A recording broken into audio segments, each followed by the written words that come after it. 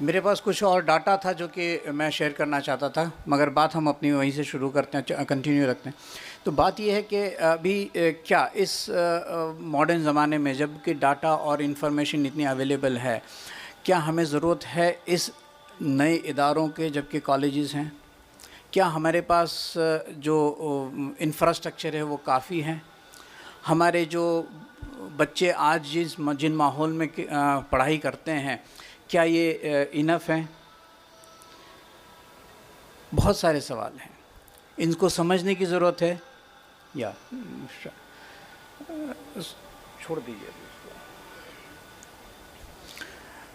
ये अल्लाह ताला का पैगाम है हम सब के लिए। हमको इस दुनिया में खलीफा बना करके भेजा गया, मगर हम किस हाल में हैं, हमारी कौम किस हाल में है, हम बहुत बखूबी जानते हैं। फ़र्क कहाँ पड़ रहा है, क्या वजह है जिसकी वजह से, जिस कारण से हम उस खिलाफत को हम अदा नहीं कर पा रहे हैं। इल्म बहुत है, इन्फॉर्मेशन बहुत है, कैसे इस्तेमाल करना है नहीं पता। जिसको इस्तेमाल का तरीका पता है, कहाँ इस्तेमाल करना है नहीं पता। इन्हीं कुछ वजूहात की वजह से हम अपनी कौम में आज देखते हैं कि इदारों के होने के बावजूद भी हम क्वालिटी प्रोड्यूस नहीं कर पा रहे हैं। जिस पूरा ऑडियंस, जो पूरा तबका है हमारा, आज थोड़ी सी मैं बात उस जनरलाइज पर्सपेक्टिव में करूँगा, उसके बाद फिर हम मोमिन कम्युनिटी की बात करेंगे। जैसे बताया कि 156 गांव हैं, हम पूरा अगर मुल्क की बात करें तो आज पूरे मुल्क में मुसलमानों की तादाद 22 करोड़ जितनी है। इस 22 करोड़ में हम अगर नौजवानों की बात करें तो 70% नौजवान हैं जो कि आज अभी भी स्कूल कॉलेज के एजुकेशन सिस्टम से बाहर हैं। अगर मैं एजुकेशन सिस्टम की बात करूं तो एजुकेशन सिस्टम में न्यू एजुकेशन पॉलिसी आने के बाद सरकार की मंशा ये है कि पूरे देश का ग्रॉस एनरोलमेंट रेशियो जो है, यानी कि 18 से 25 साल के नौजवान जो कि कॉलेज में जाने की उम्र रखते हैं, उनको कॉलेज में जाना चाहिए। अभी भारत में सिर्फ वो 28% है। किसी भी एक कंट्री के लिए, किसी भी एक देश के लिए ज़रूरी है कि वो कम से कम 50% हो, तब वो कंपनी डेवलप्ड कंट्री कहा जाता है। जो डेवलपिंग कंट्री कहा जाता है, जो डेवलप कंट्री है उनका तो करीब 90-100% जितना होता है ग्रॉस एनरोलमेंट रेशियो। तो इस इंडिया को 28% से अगर 50% डेवलपिंग कंट्री में अगर ले जाना है तो मज़ीद 1500 यूनिवर्सिटीज़ की ज़रूरत है, 1500 यूनिवर्सिटीज़ की और ज़रूरत है। इस 1500 यूनिवर्सिटी में अगर हम बात करें तो 15%, 14% जो मुसलमानों की आबादी है, तो उसमें से कम 225 यूनिवर्सिटी हम मुसलमानों की होनी चाहिए। अगर हम इन 225 यूनिवर्सिटी को टारगेट करते हैं तो 28% का जो ग्रॉस एनरोलमेंट रेशियो है 50% होगा। पर मैंने आपको बताया ये जो 28% ग्रॉस एनरोलमेंट रेशियो है ये पूरे मुल्क का है। अगर मुसलमानों की हम बात करें, मैं अभी डाटा आपको नहीं दिखा पा रहा हूँ, भारत का सिर्फ 5% मुसलमान जो है वो कॉलेज में जाता है, यानी कि ग्रॉस एनरोलमेंट रेशियो मुसलमानों के लिए है सिर्फ 5% है। तो ये नंबर बढ़ाने पड़ेंगे। ये नंबर कैसे बढ़ेंगे? गुजराती में कहेवत है, कूવામાં હોય તો હવાડામાં આવે। આ હવાડો આપણો ખાલી છે, શાના માટે ખાલી છે? કારણ કે આપણી પાસે કૂવામાં પાણી નથી। ક્યાંથી લાવશું? સ્કૂલોથી લાવશું। સ્કૂલો કેટલી છે આપણી પાસે? હમણાં મૌલાનાએ વાત કરી કે આપણા 156 ગામોમાંથી માત્ર 30 ગામોમાં સ્કૂલ છે, અને એ પણ કઈ સ્કૂલ છે? 1 થી 8 ધોરણની સ્કૂલ છે। અને 1 થી 8 ધોરણની જે શાળાઓ છે એ તો સામાન્ય રીતે સરકાર ચલાવે છે। ये तो ऐसे भी आरटीए में सरकार की जिम्मेदारी। तो हम क्या कर रहे हैं? हमें जो एजुकेशन देना है 9 के बाद वाला जो रब्बे ज़िदनी इल्म, या अल्लाह मेरे इल्म में इजाफ़ा कर, मैं तो इसको इसी तरह से लेता हूँ कि 1 से 8 का जो है वो तो प्राइमरी एजुकेशन। अब मेरे इल्म में इजाफ़ा तो तब होगा जब मैं 9वीं में जाऊँगा। उसके बाद मैं 11वीं करूँगा, 12वीं करूँगा तो मेरे इल्म में इजाफा हुआ। खैर उसकी तो कोई लिमिट ही नहीं है। उसके बाद मुझे कॉलेज भी जाना है। कॉलेज का तो मैंने आपको फिगर दिया है, जिस वजह से आज मशाइखी फाउंडेशन ट्रस्ट एक विज़न लेकर के चल रहा है कि फ़तेहगढ़ की सरज़मीन पर हमें एक मशाइखी यूनिवर्सिटी को देखना है। अभी नहीं तो बाद में वो प्रेजेंटेशन आपके सामने पेश किया जाएगा, आप देख सकते हैं। तो इसके साथ साथ मैं उस यूनिवर्सिटी के साथ ज़रूरी है कि हमारे पास इतनी स्कूल हों। स्कूल कैसी हों?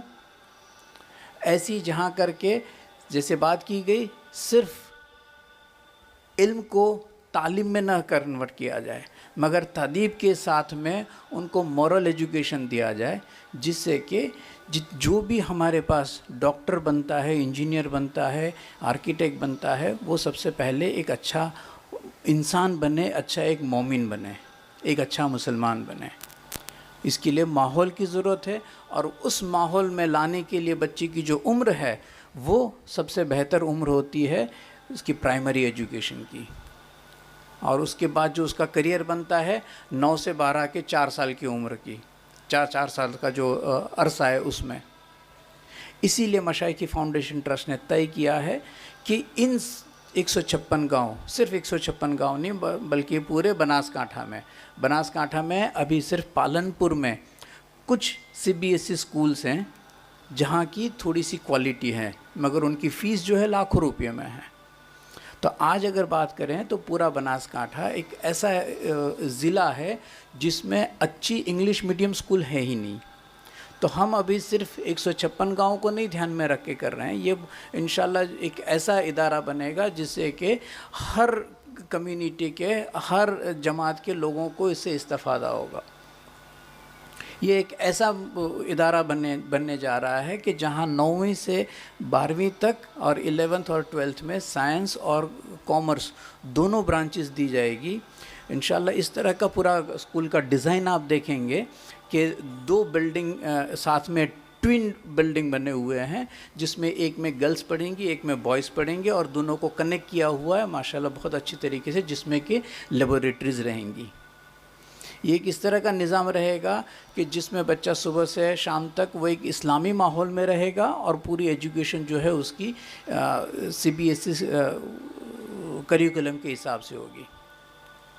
इस करिकुलम के अलावा एक एडिशनल बुक उसमें पढ़ाई जाएगी मॉरल एजुकेशन की, जो कि जामिया इस्लामिया इरशादुल उलूम उस पर काम कर रहा है, और वो इंशाल्लाह जून 25 से, जबकि हमारी ये स्कूल की इफ्तिताह हम प्लान कर रहे हैं 9वीं स्टैंडर्ड 9 और 11th, उसमें ये चीज़ वहाँ सिलेबस में शामिल होगी।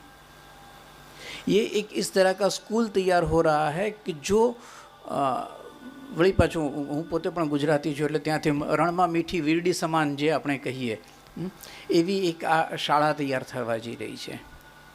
ये उस स्कूल के जो स्टैंडर्ड्स रहेंगे, जो उसका कल्चर रहेगा वो पूरा इस्लामी कल्चर में, और एक जो इंटरनेशनल स्कूल होती है उस तरह का उसमें स्टैंडर्ड रहेगा। क्वालिटी के एतबार से जो बच्चों के प्रोड्यूस होंगे वो इंटरनेशनल स्टैंडर्ड के, उनको सारे not only the physics, chemistry और whatever the subjects are they are suppose to learn, but over and above उनके जितने भी स्किल्स प्रोग्राम्स जो हैं वो एम्बेडेड रहेंगे 4 साल के पूरे उसमें। ये हमने पूरा इस तरह से स्ट्रक्चर तैयार किया हुआ है। मतलब कि जो आज बच्चे 12वीं के बाद में अपने स्किल के लिए एडिशनल कोर्सेज करते हैं, या जिस तरह के PG और JEE या नीट के उसके करते हैं, ये सारी तालीम उनको उसी कैंपस में वहीं मिलेगी। जो अभी लोगों का एक रुझान है आर्टिफिशियल इंटेलिजेंस का और कोडिंग का, ये सारी तालीम उनको उसी कैंपस में उसी जगह पर मिलेगी।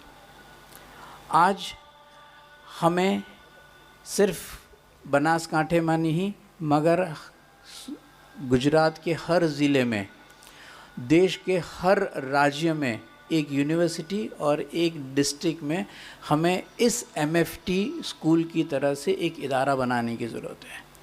जामिया इस्लामिया इरशादुल उलूम इसी नोबल कॉज को लेकर के चल रहा है, और अल्हम्दुलिल्लाह अगले 5 साल में हमारी 10 यूनिवर्सिटी बनाने का जो जामिया इस्लामिया इरशादुल उलूम का प्रोजेक्ट है उसमें का एक ये है कि हम MFT की जो यूनिवर्सिटी बनने जा रही है उसमें पूरी तरह से हमारा एफ़र्ट लगा रहे हैं।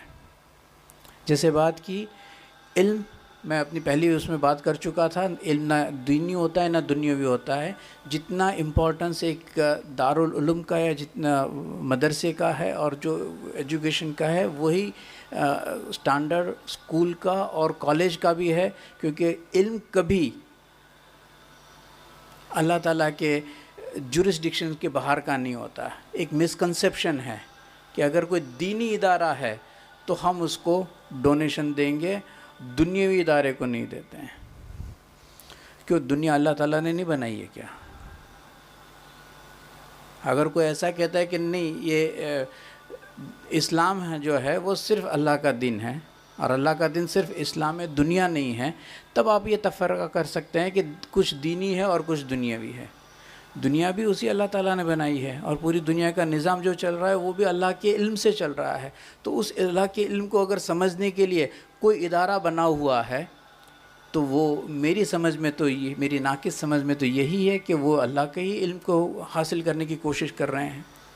हाँ, जैसे कि बताया गया, माहौल दूसरा होता है तो वो उस जिसको मैं कहता हूँ पूरी एक्सट्रीम में जाकर के वो शैतानी माहौल में अगर कुछ तैयार होता है तो वहाँ से जो इल्म हासिल करने वाले होते हैं, इसीलिए मैंने इल्म हासिल करने की जो प्रोसेस है उसमें तीसरा पॉइंट सबसे इम्पोर्टेंट बनाया कि तदीब क्या है।